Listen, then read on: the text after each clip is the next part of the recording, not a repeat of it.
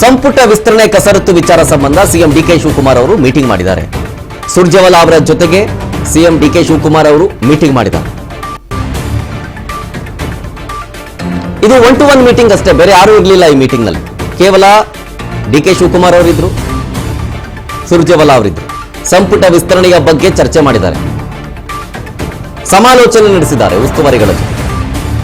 1-to-1 meeting ಮಾಡಿದ್ದು ಸುದೀರ್ಘ 1 ಗಂಟೆಗಳ ಕಾಲ.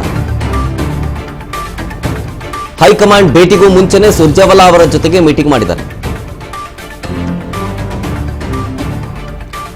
ಒಂದು ಕಡೆ ಹೈಕಮಾಂಡ್ ಮೀಟಿಂಗ್ ಆಗೋದಕ್ಕೂ ಮುಂಚೆನೆ ಬಿಕೆ ಹರಿಪ್ರಸಾದ್, ಡಿಕೆ ಶಿವಕುಮಾರ್, ಸಿದ್ದರಾಮಯ್ಯನವರು ಸೇರಿದಂತೆ ಗಣ್ಯರೆಲ್ಲರೂ ಸೇರಿ ಒಂದು ಮೀಟಿಂಗ್ ಮಾಡಿದ್ದಾರೆ. ರಾಜ್ಯ ನಾಯಕರೆಲ್ಲ ಸೇರಿ ಒಂದು ಮೀಟಿಂಗ್ ಮಾಡಿ, ಆ ಮೀಟಿಂಗ್ ಆದ ನಂತರ ನೆಕ್ಸ್ಟ್ ಉಸ್ತುವಾರಿಗಳು ಸುರ್ಜೇವಾಲಾ ಅವರನ್ನ ಡಿಕೆ ಶಿವಕುಮಾರ್ ಅವರು ಮೀಟ್ ಮಾಡಿದ್ದಾರೆ.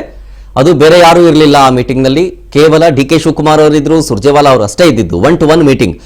ಆ 1-to-1 ಮೀಟಿಂಗ್ ಸುಮಾರು 1 ಗಂಟೆಗಳ ಕಾಲ ಇತ್ತು. ಆ 1 ಗಂಟೆಗಳಲ್ಲಿ ಇದೇ ವಿಚಾರದ ಬಗ್ಗೆ ಚರ್ಚೆ ಆಗಿದೆ. ಸಂಪುಟ ವಿಸ್ತರಣೆ ಮಾಡಬೇಕು, ಈಗ ಆಲ್ರೆಡಿ 13 ಜನ ಇದ್ದಾರೆ, ಇನ್ನು 20 ಜನ ಸೇರ್ಪಡೆ ಮಾಡಬೇಕು. ಆ 20 ಜನ ಯಾರ್ಯಾರು ಅಂತ ಈಗ ಆಲ್ರೆಡಿ ಹಳೆದು ತೂಗಿ ಲೆಕ್ಕಾಚಾರ ಹಾಕಿ ಒಂದು ಶಾರ್ಟ್ ಲಿಸ್ಟ್ ಅನ್ನು ಕೊಟ್ಟಿದ್ದಾರೆ. ಆ ಶಾರ್ಟ್ ಲಿಸ್ಟ್ ನಲ್ಲಿ ಯಾರ್ಯಾರ ಹೆಸರಿದಾವೆ ಅದನ್ನು ಕೂಡ ಫೈನಲ್ ಮಾಡಿ ಓಕೆನಾ ಇಲ್ವಾ, ಹೇಗೆ, ಏನಕ್ಕೋಸ್ಕರ ಈ ಹೆಸರು ಹಾಕಿದ್ರಿ, ಎಲ್ಲವನ್ನೂ ಕೂಡ ವಿಚಾರಿಸಿದ್ದಾರೆ. ಅದಾದ್ಮೇಲೆ ಸಿದ್ದರಾಮಯ್ಯನವರು ಕೂಡ ಮೀಟ್ ಮಾಡಿದ್ದಾರೆ. ಸುರ್ಜೇವಾಲಾ ಅವರ ಜೊತೆಗೆ ಮಾಜಿ ಸಿಎಂ ಸಿದ್ದರಾಮಯ್ಯನವರು ಕೂಡ ಮೀಟಿಂಗ್ ಮಾಡಿದ್ರು. ಡಿಕೆ ಶಿವಕುಮಾರ್ ಆದ್ಮೇಲೆ ತಮ್ಮ ಆಪ್ತರಿಗೆ ಸಚಿವ ಸ್ಥಾನ ಕೊಡಿಸೋದಕ್ಕೆ ಸಿದ್ದು ಪ್ಲಾನ್ ಮಾಡ್ಕೊಂಡಿದ್ದಾರೆ. ಯಾರಿಗೆಲ್ಲ ಮಂತ್ರಿ ಮಾಡಬೇಕು ಅನ್ನೋದರ ಬಗ್ಗೆ ಸಮಾಲೋಚನೆ ನಡೆಸಿದಂಗಿದೆ. ಅತ್ಯಾಪ್ತರ ಪರವಾಗಿ ಬ್ಯಾಟ್ ಬೀಸ್ತಾ ಇದ್ದಾರೆ ಸಿದ್ದರಾಮಯ್ಯನವರು. ಡಿಕೆ ಭೇಟಿ ಬೆನ್ನಲ್ಲೇ ಸುರ್ಜೇವಾಲಾ ಅವರನ್ನ ಸಿದ್ದರಾಮಯ್ಯನವರು ಭೇಟಿಯಾಗಿದ್ದಾರೆ. ಕ್ಯಾಬಿನೆಟ್ ಫೈನಲ್ ಸಂಬಂಧನೇ ಇದರ ಬಗ್ಗೆ ಮಾತಾಡಿದ್ದಾರೆ ಸಿದ್ದರಾಮಯ್ಯನವರು ಸುರ್ಜೇವಾಲಾ ಅವರ ಜೊತೆ.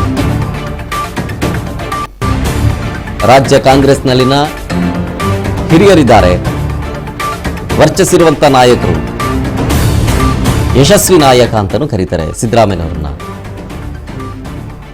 ಅಹಿಂದ ನಾಯಕರು. ಹಾಗಾಗಿ ಅವರ ಮಾತನ್ನ ಅಲ್ಲಗಳೆಯೋದು ಬಹಳ ಕಷ್ಟ ಸಾಧ್ಯ. ಹಾಗಾಗಿ ಅವರ ಮಾತನ್ನು ಕೂಡ ಪರಿಗಣನೆ ತೆಗೆದುಕೊಂಡು, ಡಿಕೆ ಶಿವಕುಮಾರ್ ಅವರ ಮಾತನ್ನು ಪರಿಗಣನೆಗೆ ತೆಗೆದುಕೊಂಡು ಏನ್ ನಿರ್ಧಾರ ಮಾಡ್ತಾರೆ ಅಂತ ಹಳೆದು ತುಗಿ ಲೆಕ್ಕಾಚಾರ ಹಾಕ್ಲೇಬೇಕಲ್ವಾ. ಯಾಕಂದ್ರೆ 2028ಕ್ಕೆ ಮತ್ತೆ ಚುನಾವಣೆ ಬರುತ್ತೆ. ಅದಾದ್ಮೇಲೆ GBA ಎಲೆಕ್ಷನ್ ಕೂಡ ಬರೋದಕ್ಕಿದೆ. ಈಗೇನೋ ನಾಳೆಯಿಂದೇನೋ ಶುರುವಾಗ್ತಿದೆಯಂತೆ ಸುಪ್ರೀಂ ಕೋರ್ಟ್ನಲ್ಲಿ ಈ ವಿಚಾರಣೆ. ಡಿಸೆಂಬರ್ 8 ತನಕ ಟೈಮ್ ಕೊಡಿ ಅನ್ನೋ ವಿಚಾರಣೆ ನಾಳೆಯಿಂದ ಶುರುವಾಗುತ್ತಂತೆ. ಹಾಗಾಗಿ ಆ ಎಲೆಕ್ಷನ್ ಅನ್ನು ಗಮನದಲ್ಲಿ ಇಟ್ಕೊಂಡು ಮಾಡಲೇಬೇಕಲ್ಲ. ಒಂದೊಂದು ಎಲೆಕ್ಷನ್ ಕೂಡ ಬಹಳ ಇಂಪಾರ್ಟೆಂಟ್ ಆಗುತ್ತೆ, ಸ್ಥಳೀಯ ಸಂಸ್ಥೆಗಳ ಚುನಾವಣೆಗಳನ್ನು. ಹಾಗಾಗಿ ಅದನ್ನು ಗಮನದಲ್ಲಿ ಇಟ್ಕೊಂಡು ಆ ಪಟ್ಟಿಯಲ್ಲಿ ಯಾರ್ಯಾರನ್ನು ಸೇರಿಸ್ತಾರೆ, ಯಾರ್ಯಾರನ್ನು ಕೈ ಬಿಡ್ತಾರೆ, ಕಾದ್ ನೋಡಬೇಕು.